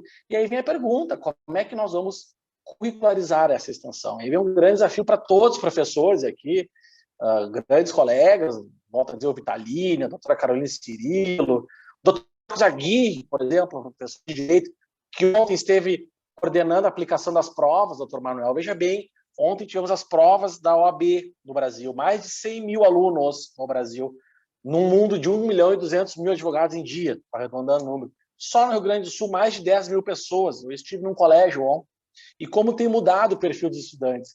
No colégio que eu fui, eram 10 turmas, fui supervisionar ontem. 10 turmas e quase todos idosos. Lá no meu colégio, raro eram as pessoas com menos de 40 anos. Não sei se foi proposital, depois tem que conversar com o Dr. Marcos Sagui, que faz um brilhante trabalho. Mas vejam a mudança de perfil e pensando nesses públicos, são escalas diferentes, doutor Manuel. Como é que a gente vai fazer a extensão? Justamente a extensão é o grito por sair da faculdade. Nesse momento, a gente está discutindo retorno para a faculdade. Estamos com saudades da faculdade, né? E a lógica da extensão era isso. Pode ser feita de várias formas. A própria resolução traz isso. Por exemplo, aqui eu leio programas, projetos, cursos e oficinas, isso me agrada muito, eventos e prestação de serviço. Vejam que a ideia de extensão não nasce como uma ideia de assistencialismo, mas lendo aqui as possibilidades, muitas vezes parece assistencialismo. Vou prestar serviços, né? Vou fazer cursos, vou fazer oficinas. A ideia é que não seja só uma saída da universidade, e sim que se abra a porta da universidade. Por exemplo, na URGS tem um projeto muito interessante, mas que sofre crítica às vezes, né? É a URGS de portas abertas por um dia. Às vezes dá a impressão que nos outros dias está de portas fechadas, né? Até mudaram o nome desse projeto. A ideia é essa, o aluno sair da universidade e a sociedade entrar na universidade, ter uma troca de saberes. Claro, com a necessidade de curricularização, assim como o doutor Manuel dizia da necessidade de cuidar da avaliação, monitorar os alunos, a instituição vai ter que institucionalizar essa extensão, vai ter que ter mecanismos de controles. E o grande desafio é, o que ela vai fazer? Eventos dentro da universidade? Não, é indicado. Vai utilizar a prática lá do SAJU, que são os escritórios modelos, para que faça extensão? Tem discussão, na verdade não está proibido, tem discussão. Então, assim, são novos projetos, eu até não gostaria que isso acontecesse, acho que o SAJUS já tem seu espaço, a extensão não deveria acontecer no SAJUS, né? São ali o vivencial, o escritório modelo. É minha opinião, como cada instituição vai fazer um grande desafio, mas a ideia da extensão era verificar a realidade. Em algumas faculdades até se faz extensão no início, fora do Brasil, no início do curso. Para quê? Para vivenciar um problema, para depois, durante a faculdade, buscar as respostas. Que a coisa mais triste que tem é aluno não saber problema para o TCC. Puxa, problemas no Brasil é riquíssimo, mas riquíssimo mesmo. Por exemplo, o doutor Manuel tinha cadeira de contratos, eu sempre fazia um trabalho de extensão, sempre não foram todos os semestres, porque para o professor é muito difícil fazer extensão. Controlar, o aluno vai sair da sala de aula, como é que eu controlo isso? Quem leva, quem busca? E se ele se acidenta? Não vamos correr risco de indenização, dizia o professor Manuel, não vamos correr riscos, e é um risco para a instituição, sair do ambiente acadêmico. Lá tem o muro, tem a segurança, monitoramento, e na rua. Bom, é o nosso país, e são escalas diferentes, doutor Manuel, eu volto a dizer isso. Por que a grande preocupação com a extensão não funcionar?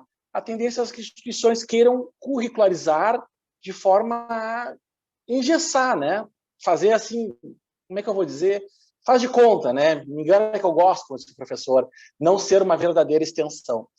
Mas eu acho que a gente tem que lutar por essas diretrizes. O exemplo que eu estava dando, nessa cadeira de contratos, eu pedia que os alunos, por exemplo, participassem do projeto de superendividamento. E no Brasil, aliás, já vou tocar nesse tema agora que eu falei de superendividamento, nós temos 2 leis, eu quero acabar com isso, importantíssimas. Superendividamento vai ficar na mão do Bolsonaro, e o homeschooling está na mão do Eduardo Leite. Vamos falar sobre isso, foi aprovado no Rio Grande do Sul, porque a gente pensa em educação em blocos, ensino universitário, extensão. E, ao mesmo tempo que a gente está discutindo isso, essa semana a Assembleia Legislativa, só antecipando os assuntos, aprovou aqui no Rio Grande do Sul, e vai ser o primeiro estado a ter o homeschooling. Interessantíssimo isso, já vamos inserir. Mas pedir que os alunos participassem do projeto de superendividamento, que nada mais é do que a recuperação judicial. Estou fazendo aqui uma analogia singela, com a recuperação judicial da pessoa jurídica, ou seja, devo, não nego, chamo meus credores para para negociar. Não tinha lei sobre isso, é uma lei que acaba de ser aprovada pela Câmara, como eu disse, está na mão do presidente para aprovar. No Brasil tem 60 milhões de pessoas, olha, advogados que estão me ouvindo, isso vai revolucionar o judiciário, 60 milhões de pessoas que, com a aprovação da lei, já podem entrar com uma ação de superendividamento. 60 milhões do dia para a noite podem dizer, estou negativado pela loja tal, gostaria de renegociar. Vai ser um boom isso, mas enfim. Daí eles tinham que encontrar pessoas com dívidas. E muitos alunos diziam, eu não conheço ninguém com dívida. Eu brincava, vamos no corredor aqui, vamos chamar o pessoal ali, conhece alguém com dívida? Apareciam várias pessoas.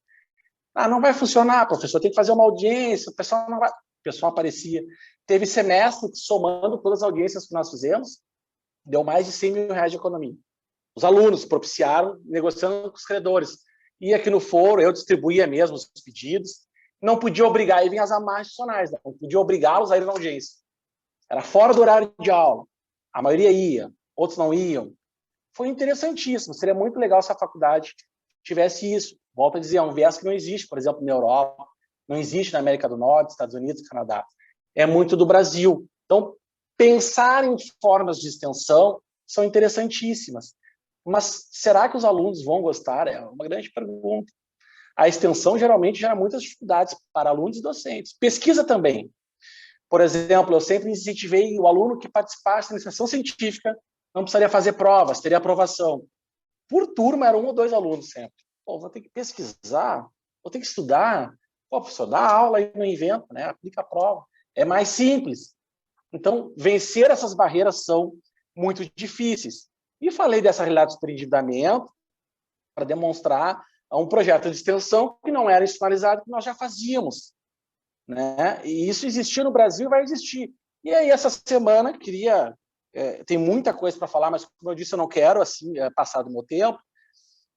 Nós tivemos a aprovação no Estado do homeschooling, que me chama a atenção. Em Portugal tem, por exemplo, mas Portugal, e o Dr. Manuel pode também corrigir, tem um sistema um tanto rígido, tem que pedir permissão para a escola pode interferir, inclusive, ou seja, não é o sonho dos liberais. Quando eu digo liberais, aqueles de estilo americano, que querem que os pais estudem. Eu dei uma lida no projeto de lei, é assustador, né? Cabe ao pai o responsável educar, basta mandar uma autorização para a escola.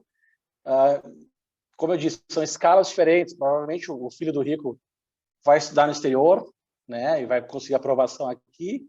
E tenho muito medo, inclusive, eu sei que na teoria o projeto é bom, mas inclusive da volta do trabalho infantil, né?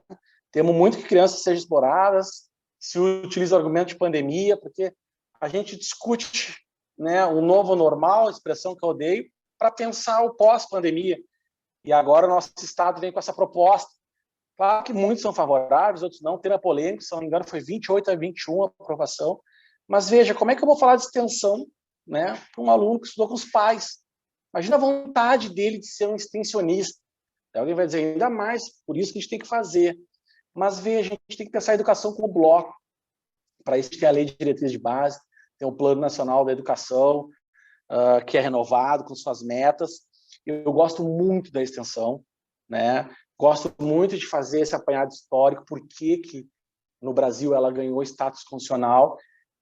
E a grande reflexão é por que ela é tão pouco valorizada. Eu vejo o professor dizer, eu já publiquei esse livro, eu já fiz esse artigo, eu participo disso, mas qual é o meu projeto de extensão? Né? Mas as pessoas não têm nenhum, né? Ou nunca fiz, ou dá muito trabalho. Realmente, a gente precisa avaliar melhor a extensão. Talvez ela seja até o principal desse tripé. Na verdade, os 3 juntos é que formam o todo. Mas pensar a extensão como transformação social num país com tanta pobreza e tanta desigualdade faz todo sentido, professor Manuel. Assim, eu me lembro que eu estava em Coimbra, como eu era questionado pelos portugueses. Está em Coimbra, né? Olha quantos brasileiros aqui estão, ao passo que muitos nem têm acesso à universidade e ficavam, de certa forma, né, intrigados. Como é que funciona esse sistema de ensino? Então, é um sistema muito desigual, num país gigantesco, e é a extensão que permite, de certa forma, a liberdade no currículo, a regionalização. Vamos fazer extensão do superendividamento, aqui na Amazônia vamos fazer extensão com os povos indígenas, aqui no Pampa vamos fazer com os agrícolas. Enfim, a extensão visa isso, dar um olhar para a realidade local. Claro que em tempos de pandemia a gente pode pensar em atividade de extensão via Zoom, né? Não é o ideal, vamos combinar que não é o ideal, né? Mas, professor, enquanto a gente se preocupa com dados na Europa e no Brasil também, mas vejo como as realidades são diferentes. O nosso tribunal, professor, ficou fora do ar, não sei se o senhor acompanhou, dias e dias por um ataque, que ninguém sabe de onde veio, se pediu resgate, se foi um ataque russo ou não. Aqui nos grupos de advocacia, todos que me ouvem vão concordar. Não tem semana que não aparece alguém dizendo assim, meus dados foram hackeados, estão pedindo dinheiro em meu nome. A gente se acostuma com isso e normaliza. Né? O professor me diz que morre um em Portugal por dia, que morrem 2.000, professor. Vamos passar de 500.000, seria 5% da população portuguesa. As escalas são diferentes. E a extensão no Brasil faz muito sentido. E agora eu acho que o momento é de lutar pela aplicação dessas diretrizes, lutar pela extensão, porque a gente não pode pensar numa educação que mantém o status que a gente tem. A gente tem que pensar numa educação que transforma. E a extensão é muito importante para uma educação que se revela emancipadora. Então, eu queria acabar dizendo isso, que essa prima pobre, a extensão, não pode ser renegada. Tomara que as faculdades de Direito, o ensino universitário como um todo, não se coloque contra ela, porque dá trabalho pensar nela, para onde eu vou, né? Como eu vou, quais são os resultados que eu vou colher disso, porque me parece que é uma grande oportunidade que as faculdades de Direito têm de dizer, nós vamos interferir nesse mundo, não só com uma revista eletrônica, ou com o que a gente está discutindo em sala de aula. Vamos ver se isso faz sentido lá fora, e vamos abrir as portas também, vamos fazer o caminho inverso, que o Boaventura de Souza Santos fala da extensão ao contrário. Ou seja, vamos deixar a sociedade entrar aqui dentro também. E aí eu faço a pergunta que, conversando com o Boaventura, ele fazia para mim. Mais importante que entender quais são as diretrizes importantes ou necessárias, é entender por que vocês têm diretrizes tão boas, volto a dizer, tão boas, lá desde 94, 2004, e não se deu o salto educacional, não se deu o salto do plano de vista efetivo da educação jurídica. Nós temos um bom arcabouço jurídico, volto a dizer, tanto a Resolução 7 de 2018, que vale para o Brasil, para todos os cursos, como a de 5 de 2018, são ótimas. A questão é por que a gente não consegue sair do tradicionalismo. Professor Manuel, se o senhor entrar em qualquer currículo de direito no Brasil e comparar com o de Coimbra ou de Lisboa, vai ver que pelo menos 80% das cadeiras são as mesmas. Pelo menos. As disciplinas, pode mudar um pouco ali o nome. O curso é muito parecido. Alguém vai dizer, pô, Alexandre, mas está dizendo que os cursos em Portugal são ruins. Não. Os cursos em Portugal fazem sentido para a realidade portuguesa. E os cursos do Brasil têm que fazer sentido para a realidade brasileira. Essa é a lógica. Se estuda mais direito europeu no Brasil do que o direito aqui da América Latina. Professor Manuel, se eu for para a Alemanha ou para Portugal, eu sou bem recebido. Se eu for para a Argentina, para o Uruguai, então... Então a gente tem que pensar muito nessa extensão. Diga, professor, por favor. Sim, mas interrompendo um pouco, pensar que aqui já me aconteceu por estudar jurisprudência até do TJ do Rio Grande do Sul e colegas académicos brasileiros acharem estranho porque é que este vai estudar sentença judicial. Em vez de estar preocupado com a última teoria do alemão que discordou do francês. Exato, a Alemanha é tudo de bom no Brasil. Sim, mas não é dizer que a cozinha ou a oficina tem interessado muito pouco à academia. Bom, isto bate certo com o que afirmou da extensão. Quer dizer, a extensão, o direito imperfeito, a realidade imperfeita, a gente olha, aproveita, tapa o nariz e olha para o lado. Professor, nesse sentido, tem uma expressão do José Geraldo, o direito achado na rua, que é um projeto de extensão dele muito famoso. Para mim faz todo sentido, né? Às vezes se sabe mais o que se faz na Alemanha, do tribunal alemão, do que o que acontece perto da faculdade. Então é nesse sentido para acabar. Mas assim, as escalas são diferentes, né? O pessoal de Portugal gosta dessas diretrizes, que o aluno português não faz, essa assistência, essa extensão, quando eu falo assistência judiciária, né? Não tem os escritórios modelos. Alguns estão fazendo agora. Coimbra tem a casa de mesmo legalmente não dá. É difícil, são outros marcos. Mas eu queria acabar dizendo nem isso. Nem a ordem concorda. Aliás, ter assim um escritório, oficina, mesmo de apoio, mesmo para dar consulta a pobre, aqui a ordem nem pensar. Quer dizer, e até a lógica. Seria ilícito e até criminoso fazer isso. A lógica da Defensoria Pública não é forte, porque são escalas diferentes. Eu tento dizer, a gente não pode importar sistemas, né? Mas, nesse sentido, a extensão, e eu acabo aqui, vou abrir para o professor Manuel e para perguntas, a extensão é essencial no Brasil, para que a gente possa, digamos assim, não se descolonizar, mas ter um texto mais original, um direito mais original adaptado às nossas realidades sociais, sem deixar de olhar para o que se faz lá fora. Não é de forma alguma de unir importância. É sim conhecer a nossa realidade, os nossos problemas, para procurar soluções para problemas que existem aqui, e que às vezes não são os mesmos problemas de lá. Portanto, as respostas não podem ser as mesmas. Agradeço muito a oportunidade. Faço aqui um agradecimento especial ao Matheus, nosso presidente da Comissão de Educação Jurídica, que tem ajudado muito nessa discussão. Nós lançamos e-books, fazemos eventos, e a todos os colegas, né? Quero dizer que aprendi muito, professor Manuel, né? É muito bom esse choque de realidades para pensarmos, apesar das escalas diferentes. Então, passo aqui a palavra à Luísa, aos colegas de Santa Maria, e fico à disposição aí para a gente encerrar no tempo que nos resta. Muito obrigado, boa noite. Boa noite. Então, professor Petri, muito me contempla a sua fala. Gostaria de agradecer, assim, particularmente, porque, em especial, eu fui professora que levei alunos ao projeto Rondon, né, durante 2 anos, e alunos do curso de Direito, e isso muito tocou uma realidade de todo o Ministério da Defesa, na época, quem se envolvia com o projeto Rondon. Nós fomos um ano para o interior do Piauí, e no outro ano para o interior do Amazonas. E sempre são 2 equipes, né, de duas universidades distintas, e muito impressionou as professoras das outras 2 universidades, porque geralmente o estudante de direito não estava adaptado a essa realidade. Então, foi algo bem desafiador. Quem me conhece sabe que eu sou professora de chão de fábrica mesmo, nesse sentido da extensão, sou apaixonada pela extensão, em especial porque eu acredito, pela minha caminhada na licenciatura também, na questão freiriana, né? Que o Freire trabalhava essa questão que é fundamental a gente diminuir a distância daquilo que a gente fala e do que a gente faz, né? Para um dado momento, a nossa fala refletia a nossa prática. E eu acredito que essa estruturação da curricularização da extensão tem uma grande potencialidade de significar isso, né? Essas trocas de realidade, e tirar também o direito um pouco daquela instância de poder, muitas vezes, que se coloca, né? Tanto o acadêmico quanto os próprios professores durante a formação. Nós temos uma questão significativa da formação do jurista docente, né? Onde é que passam todas essas questões de entender o que é a extensão e a dificuldade também que se tem de conseguir pessoas que pensem um pouco fora dessa questão, né, da sala de aula dentro dos próprios cursos de direito, né? Então, há um grande desafio, mas há uma grande potencialidade em relação a isso.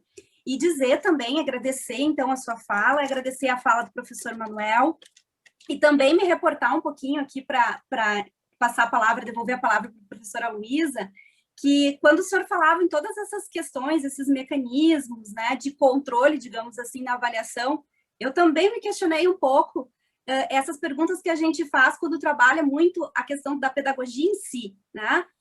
Será que a gente não está trazendo também uma preocupação muito grande com esse momento da avaliação e não necessariamente com o momento da aprendizagem? Será que todos esses mecanismos de controle, eles vão ter uma finalidade no sentido da aprendizagem, dessa troca, né, do ensino e aprendizagem que se tem, ou que a gente está querendo mais um mecanismo de fiscalização e de controle, e aí vem novamente aquela questão do educar para a autonomia, né? E o que a gente faz nesse momento? Então, se a gente muda esse cenário todo diante da pandemia, talvez aí haja uma abertura da gente refletir também o que nos vale nesses momentos de avaliação, que são momentos de troca, né, e não necessariamente, ou deveriam ser momentos de troca, e não momentos de fiscalização. Então, isso também um pouco me questiono, né, que toda essa questão desse arcabouço da Lei de Proteção de Dados, ele veio também para provocar essa reflexão do quanto a gente está ou não preparado enquanto professor, enquanto instituição, para refletir esses processos de avaliação, que tanto já se falou também aqui no Brasil há algum tempo atrás. Então, agradecer também as suas contribuições, a sua fala, devolver a palavra para a professora Luísa, e muito obrigada por esse evento e por essa noite maravilhosa que tivemos. Luísa, antes, só porque eu vi uma pergunta ali me adiantando, o pessoal perguntou Eduardo Leite versus Bolsonaro, não quero politizar, não é isso, mas só para esclarecer, estará com o Bolsonaro agora aprovar ou vetar, né, a lei de desprendimento, que eu volto a dizer, deu pouca notícia, mas se aprovada for, vai ser uma revolução na sociedade brasileira. Vamos ver que fim vai caminhar, mas num país de endividados como o Brasil, poder discutir judicialmente é uma super modificação. E o Eduardo Leite está com o projeto na mão do homeschooling. Então, veja, nossos dois políticos do Estado e do Brasil têm, nesse momento, possibilidades de dar adiante essas mudanças, e aí vou deixar para avaliação de vocês se são boas ou ruins, ou não. Esses projetos, se aprovados forem, certamente vão influenciar a nossa vida e no desempenho da nação daqui para frente. Desculpa, Luísa, devolvendo a palavra. Imagina, doutor Alexandre. Eu acredito que o professor Manuel gostaria de se pronunciar a respeito até da fala da professora Aline, que acredito ter sido uma provocação e uma belíssima provocação. Não, nada, uma provocação não ofensiva, certamente. Agora, Claro, com certeza. aqui são perspectivas complementares. Agora, que avaliação tem de haver? Como é que se faz avaliação massificada não presencial? Mantendo um mínimo de seriedade. Já nem digo o máximo, digo um mínimo de seriedade. Até para que quem trabalha sinta que foi reconhecido. Não é uma lógica discriminatória, nem meritocrática, nem nada disso. Agora, que uma faculdade tem de avaliar, tem de avaliar. Que a OAB tem que avaliar, tem que avaliar. Bom, não vou dizer que ninguém discute, mas é possível que alguém diga, bom, eu entrei para a faculdade particular, paguei as mensalidades, quero o certificado, e depois que a OAB, já que eu tinha o certificado, tem que me dar a carteira.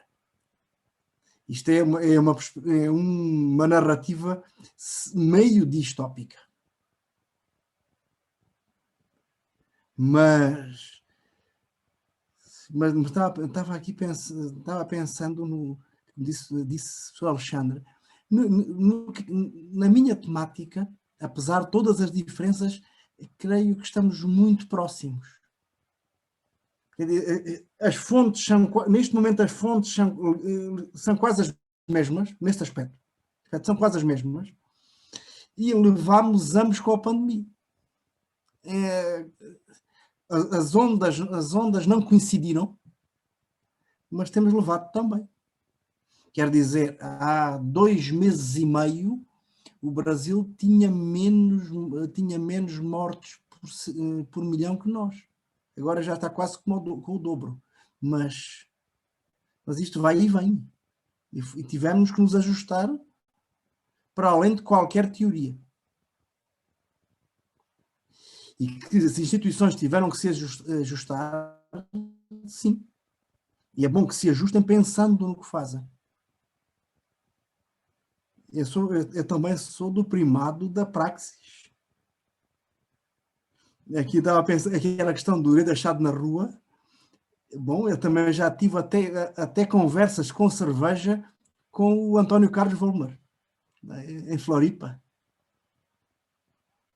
Pensando assim numa pizzaria que eles gostam, assim naquele monte, quando se vai para a lagoa, o pessoal da UFS gosta de ir, até com Volmer, com cervejas. Ou pensar, eu não sou bem escola de Coimbra, o meu filho estuda em Coimbra, mas estuda na EFC-TUC, na área de informática, embora ele seja de computação gráfica, mas pensar em Coimbra, vocês tinham lá o Boaventura. Sim, e pensar que a tese dele foi feita na pesquisa na rua, no Rio. Literalmente. Até que já me contaram quando ele foi semi-sequestrado num barraco. Sim, quando ele chega com início dos anos 70, com um gravador de fita grande, microfone, e entra num boteco e diz: eu sou investigador e venho fazer perguntas. Parece que a sorte foi o padre. Quase foi morto. Quase foi morto, aliás. Nas pessoas pegaram nele, puseram num barraco com os caras armados apontando para ele. E depois ele não aparecia e o padre foi por saber o que é que se passava. O padre tinha a obra social na favela. E eles disseram assim, bom, mas ele é português, ele não fala direito, ele é pesquisador, ele não é investigador, ele é pesquisador. Tanto que não, eu me responsabilizo por ele e ele foi entregue ao padre. Mas pronto, esse é um homem que vai ficar, só naquele momento, se ele não era crente, ficou. Porque só por intervenção divina é que Boaventura salvou a vida durante a pesquisa para o doutorado. Mas de qualquer modo, nós precisamos de direito para ali no chão de fábrica. No pó. No pó. Agora, que não pode haver um direito de segunda para os pobres. Eu ando assim, não tem que ver com a nossa matéria, mas eu não tanto preocupado, mas triste com estas derivas de simplificação, não digo já do resumo, até depois cantado em sala de aula no cursinho, para rimando. Sim, porque há aquele resumo. Não estou a pensar no Lénio Streck e na guerra dele. É o direito mas, e agora food, com a guerra fala, com a visual law. É como o cara não é capaz de ler uma página inteira, fazem quadrinhos. Sim, e pensar, bom, mas há aí milhões de pobres que precisam de alguma coisa. Sim, mas pobre é cidadão. E eu penso sempre no inciso 3º do artigo 1º da Constituição Federal. Vossa. Dignidade da pessoa humana. E dignidade de igualdade intrínsecas. Pobre não merece saúde de segunda, não quer dizer, não é a lógica de o SUS é para quem não pode pagar. A escola pública não pode ser só para o pobre. A justiça não pode ser a justiça assim massificada, não pode ser só para o pobre. Não pode haver uma justiça para o rico e outra justiça para o pobre. Porque aí, se não tem uma anomia e tem o que falta desagregar o tecido social. Isto não pode ser Alphaville mais favela. Bom, aqui as coisas, há um meio século ou pouco mais, era mais pobre que aí. Mas, sobretudo, através da educação, as coisas mudaram muito. Aliás, se pensarmos em provas PISA,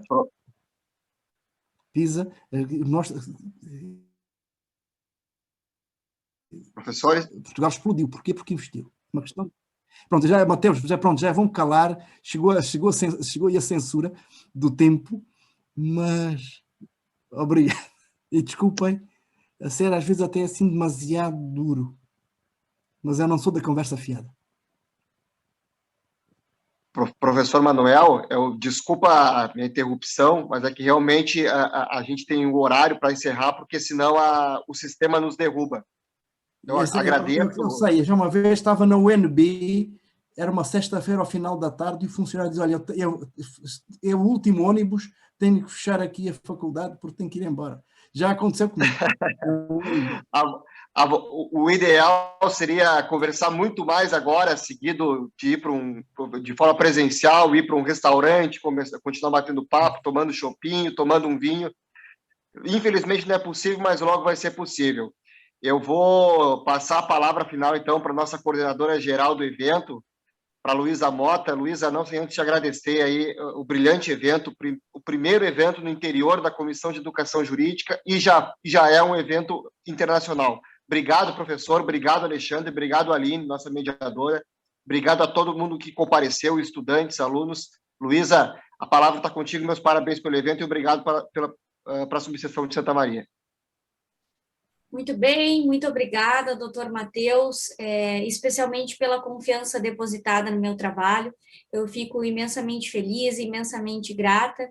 Gostaria de agradecer os demais colegas, os colegas da comissão, em especial, doutor Alexandre Petri, sua fala foi sensacional, e também agradecer ao professor Manuel pelo brilhantismo, da sua fala, e por ter se disponibilizado a estar conosco nesta noite. Eu sei que aí em Portugal deve ser 11 horas da noite, doutor Manuel?